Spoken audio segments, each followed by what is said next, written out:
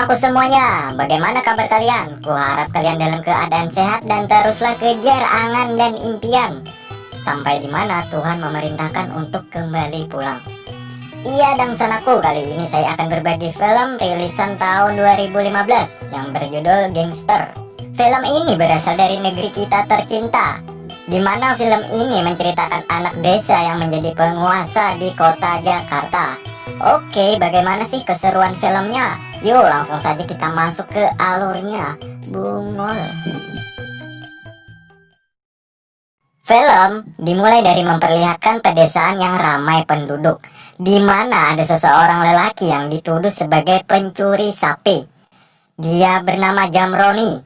Ketika itu dia sedang ditangkap oleh warga. Di mana di lain sisi ada juga seorang pria, sebut saja namanya Mad Killer. Mad Killer adalah orang yang paling disegani di desa ini.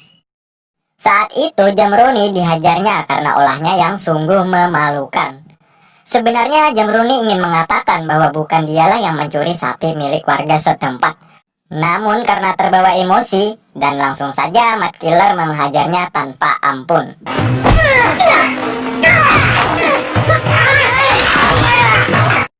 Tak lama kemudian datang teman Jamroni, dia bernama Seledrel, dan seorang pak tua. Seledrel mengatakan kepada Mad Killer bahwa pelaku pencuri sudah ketemu, dan itu bukanlah Jamroni pelakunya. Saat itu juga pak tua mengatakan bahwa di rumah bapaknya sudah sekarat, menyuruh Jamroni untuk pulang. Sementara itu Mad Killer meminta maaf kepada Jamroni atas kesalahpahaman ini. Dan singkat cerita Jamroni pun bergegas untuk pulang ke rumah. Ya, dan untuk menjadi berani, kau harus mampu menghadapi masa lalu.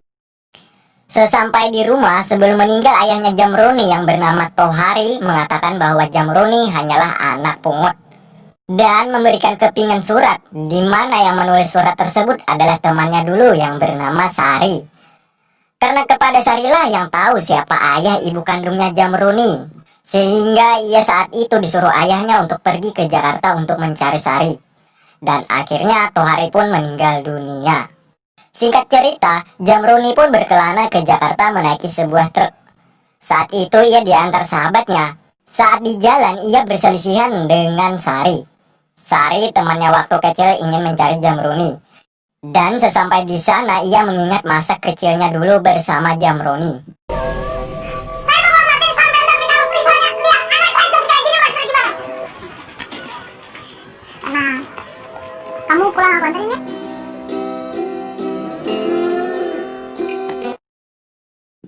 Jamroni akhirnya sampai di Jakarta. Saat mau berpisah, Jamroni diberikan uang oleh sahabatnya. Dari sisi lain, segerombolan preman pasar melihat kejadian itu. Para preman mengira Jamroni sedang memalak tukang truk. Sehingga para preman pasar marah karena ini adalah daerah kekuasaan mereka. Dan akhirnya terjadilah gesekan di antara mereka, di mana Jamroni saat itu berkelahi dan saling kejar-kejaran.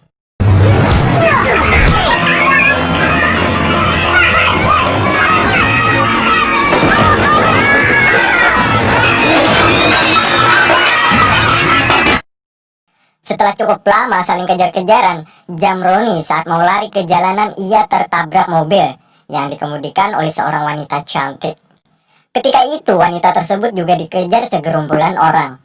Dan singkat cerita ketika di jalan wanita tadi mau menabrak guru TK dan anak muridnya. Untung saja sempat ngerem dan tidak terjadi apa-apa.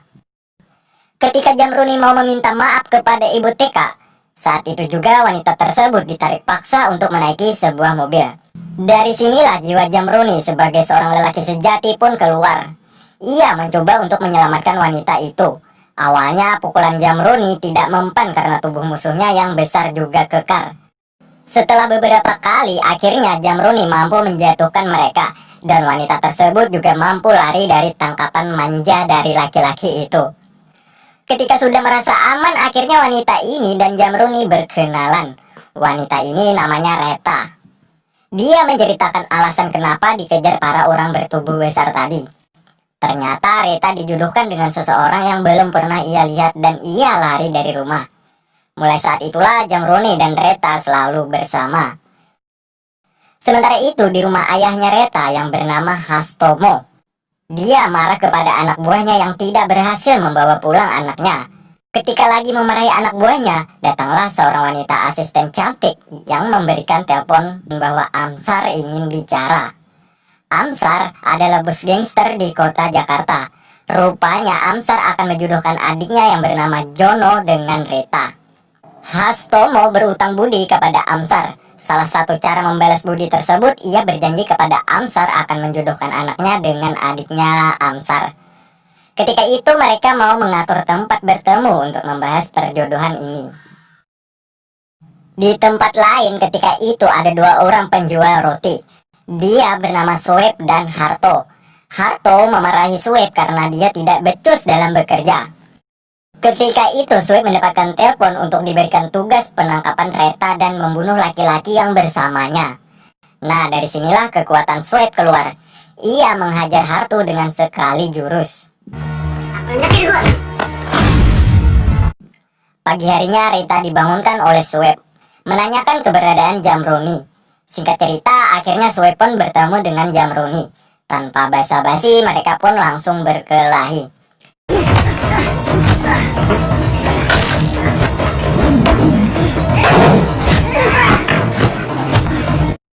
Kekuatan mereka seimbang. Pada akhirnya Jamroni mampu lari menaiki mobil yang dikendarai Reta. Kemudian Reta dan Jamroni mencari tempat tinggal di komplek tak jauh dari kota Jakarta. Di sana ia bertemu langsung dengan pemilik kos-kosan, sebut saja namanya Jumadi. Di tempat lain di mana Amsar dan Hastomo bertemu, Amsar ingin cepat-cepat menjodohkan Jono dan Reta. Namun Hastomo mengatakan bahwa Reta telah lari dari rumah. Dan singkat cerita, kemudian Amsor menyuruh anak buahnya mencari keberadaan Reta. Dan ia menyebarkan foto Reta kepada seluruh anak buahnya yang ada di Jakarta. Malam harinya Harto dan temannya itu salah satu anak buah dari Amsar. Ia mendapatkan pesan foto dari Amsar. Harto yang melihat foto langsung mengatakan keberadaannya, bahwa dia mangkos di tempatnya. Akhirnya segerombolan anak buahnya Amsar langsung menyerang ke tempat itu, di mana Reta sudah tertangkap dan si Jamroni masih sibuk dengan pertarungannya. Pada akhirnya keduanya berhasil dibius oleh anak buah Amsar dan dibawa ke markas di pelabuhan Trisakti. Ketika itu Jamroni diikat dengan posisi terbalik. Ketika sadar, Jamroni berhasil melepaskan ikatannya. Sementara itu salah satu musuhnya tertidur. Nah, dari sinilah Jamroni mencari Reta dan menghajar setiap anak buahnya Amsar. Pada akhirnya ia berhasil membebaskan Reta dan pergi dari tempat itu. Sementara itu Amsar datang karena mendapat kabar bahwa Reta berhasil kabur. Sebagai bos gangster, ia sangat marah atas kinerja anak buahnya. Ia marah dan menampar anak buahnya tersebut.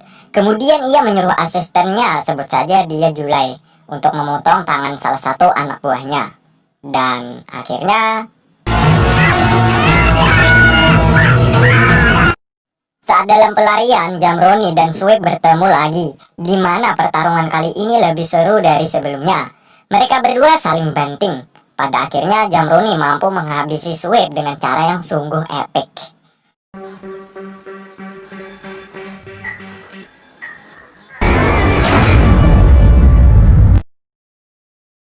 Di lain tempat, Amsar memerintahkan Julai untuk mencari Jangkung, untuk bekerja sama dalam penangkapan Reta juga membunuh Jamroni. Singkat cerita, ia mendatangi tempat Jangkung, di mana sebelumnya Amsar dan Jangkung ada selisih pendapat. Akibatnya asisten Jangkung dan Julai pun berkelahi. Saat itulah Jangkung melerai keduanya dengan gerakan yang aduhai. Dan disinilah Julai mengajak Jangkung untuk bekerja sama.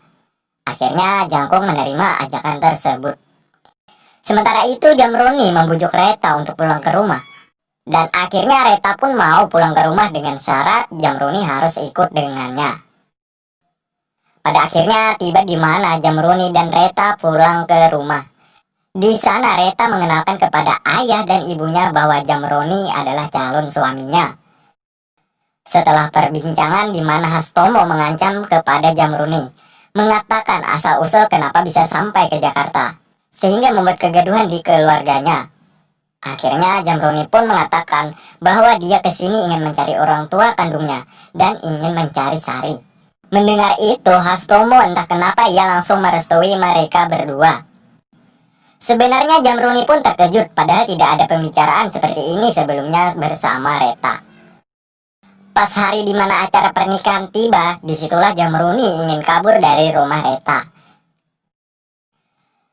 Sementara itu, Amsar dan anak buahnya mengetahui karena Hastomo sudah mengingkari janjinya akan menikahkan anaknya dengan adiknya. Amsar pun menyerang bersama anak buahnya, di mana Amsar dan Hastomo berkelahi dan disaksikan anak buahnya langsung.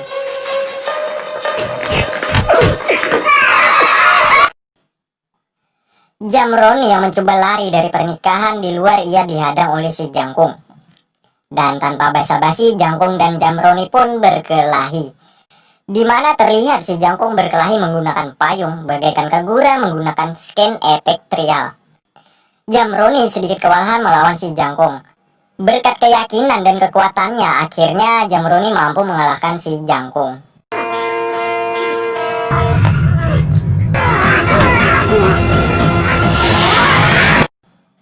Amsar dan Hastomo masih berkelahi.